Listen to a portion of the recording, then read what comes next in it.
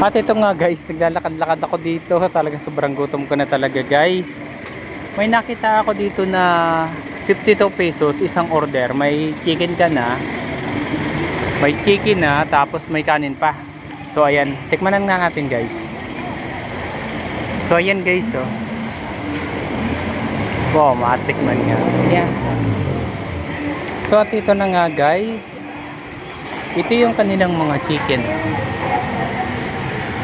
So isang order is 52 pesos. So let's try kung anong lasa. O yan, naka-order na pala yung aking kasama. So ayan, akin na lang itong isa.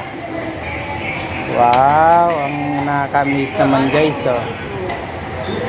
O ayan, 52 pesos isang order. Wow. So ayan guys, bali namili. Saka order na lang tayo. Magkano kaya yung soft drinks, ano? So ayan guys, tikman na natin yung 52 pesos nila. Nakakatuwa naman. Square pa yung kanin.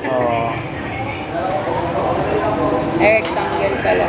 Ano kaya lasa dito ng pagkain? Sige nga, paglagay mo na nga ako. So ito na guys, yung 52 pesos, may kanin na, tapos may gravy pa. O saan ka pa? Sarap naman ito, oh. Hindi ko pa natitikman. Parang feeling ko anong dati. Tikman natin guys. Sarap pa yung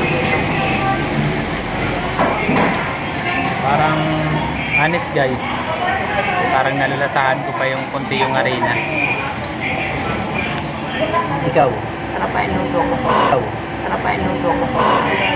At least, di ba, 52 pesos lang, may chicken ka na. Oo. Kasi yung kinain natin kanina. Sabihin ang kanin nila ay 12.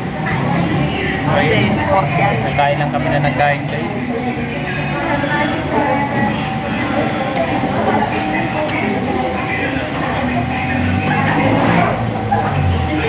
May buto kasi. Ayan. Sarap.